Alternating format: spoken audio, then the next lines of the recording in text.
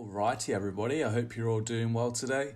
Welcome to a slightly different take on our outdoor gold farming series. Before we jump in today's video though, just as always, if you've not seen the previous video in the series where we was fighting some demons, then you can find a card to that video in the upper right hand portion of the screen right now. Alternatively, you can find a link to that down below in the description to this video.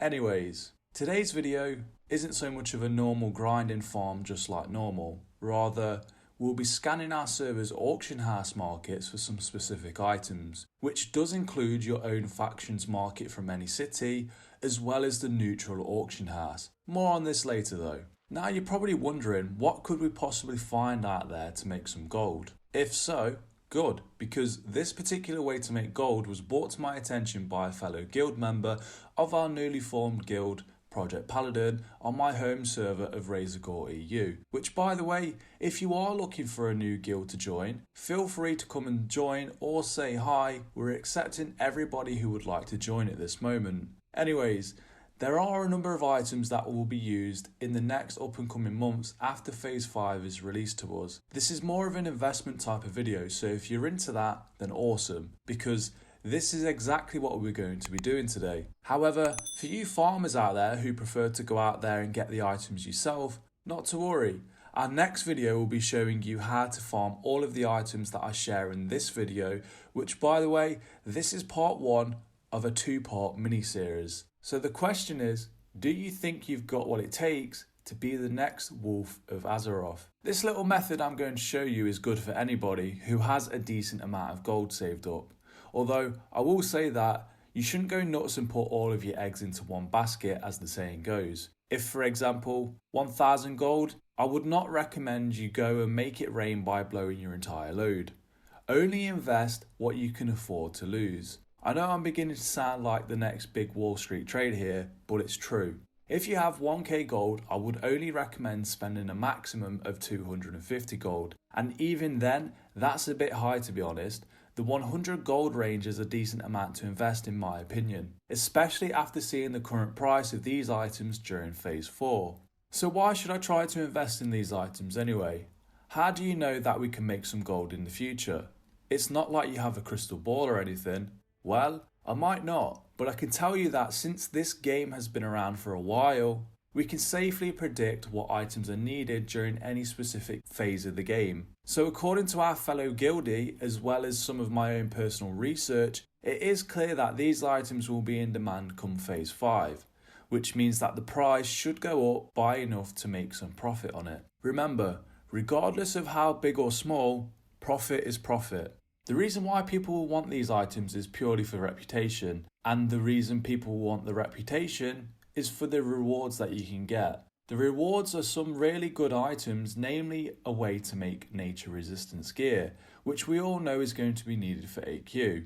And as we all know nowadays, there is going to be a lot of guilds raiding then compared to back in vanilla in 2006, which means your service demand is probably going to be fairly high, and certainly high enough to make a cheeky profit. But going back to the crystal ball, yeah, I can't say for certain how much profit on which server or anything like that, but I can safely say that they should go up in value.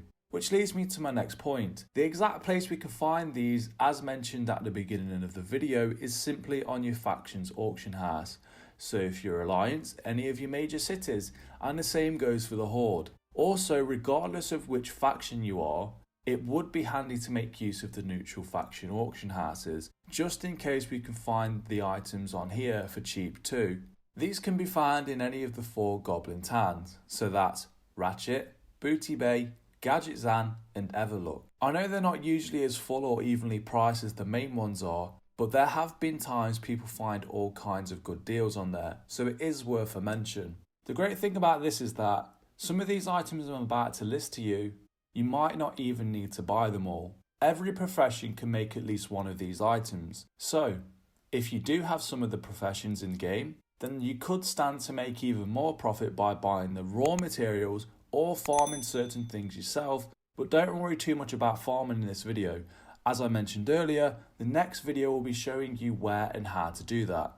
Okay, alright Roly, you've told us enough now. Can we hurry up and get to what items we're looking for and how to do it please? Sure. The items we're after are as follows: globe of water, powerful anti-venom, smoked desert dumplings, I made a video on those by the way, heavy rune cloth bandages, heavy mage weave bandages, heavy silk bandages, large radiant shards, large brilliant shards, huge emeralds, rugged armor kits, heavy armor kits, enchanted thorium bars, enchanted leather, mooncloth, bolts of rune cloth, iron web spider silk, dense, solid and heavy grinding stones, and ornate mithril boots. Quite a lot, isn't there? Don't worry, this list don't stop there either. To go alongside this, both Horde and Alliance will have their own items to get on top of all of the items above, starting with the Alliance, Moonsteel Broadsword, Oil of Immolation, Goblin Rocket Fuel, and Dense Blasting Powder. The Horde will need Massive Iron Axe, Oil of Immolation, Flasks of Big Mojo, and Powerful Mojo. All of these items will need a certain amount of each for you to turn in the repeatable quest. The turn-ins will reward you with the Cenarian Logistic Badge, which can be used to gain rep with the Cenarian Circle faction in Silithus. Without repeating myself, right now you can see exactly how much of which item is needed per turn-in, so make a note of all of those now. Okay, and the same goes for the Alliance and the Horde turn-ins. Be sure to make a note of these also, as there is a lot of them. Once you've done that, it's time to check your markets out. Since it is likely that the neutral auction house won't hold many of these items, if any at all, let's start there. As far as I'm aware, all of these are connected, so you'll only need to go to one of the Goblin towns. Whichever one you pick is your choice. For me personally, my ult was in Gadgetzan, so I chose there. As we can see, we didn't find much at all, which is likely what will happen to you too, but it's always worth a look. Moving on to the main auction houses now, and since I'm Alliance, we're in Ironforge. We can clearly see that almost all of the items are in stock here, including the Horde specific required items. The only downside is that only a select few are fairly cheap. With that being said, I think the best ones to invest in due to the cheap price is as follows: Globe of Water, huge venom sacks, since they're cheaper than the bandage and are what you need to make the powerful anti-venom. Rugged and heavy armor kits, iron web spider silk, powerful mojo, and the grinding stones.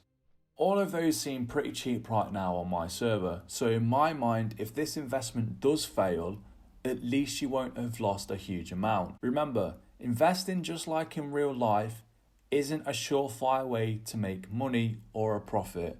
The prices can change at any time, and with the market as big as it is in game, it will likely fluctuate a lot. I would first watch these items carefully for a while so you know the average price. That way, when you are ready to invest, you can invest with confidence knowing that you've got them at a solid price. And then it's simply a waiting game until phase 5 in a few months from now.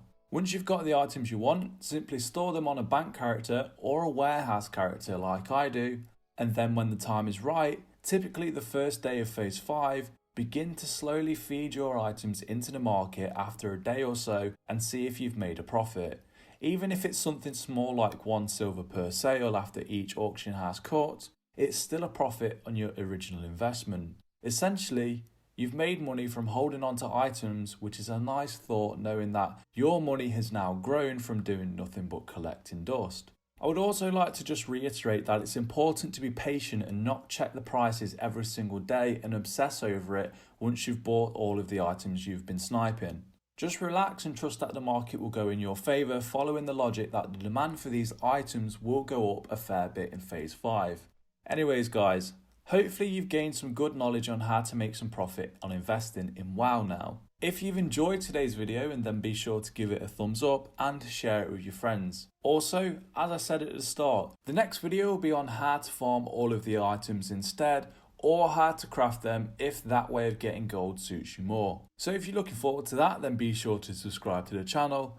I do have a goal of reaching 2,000 subscribers here on YouTube, so any and all support is massively appreciated. Not only that, but I do upload regular weekly content as well as hold a weekly live stream every Sunday at 1 PM EU server time for this amazing community that is slowly growing around us.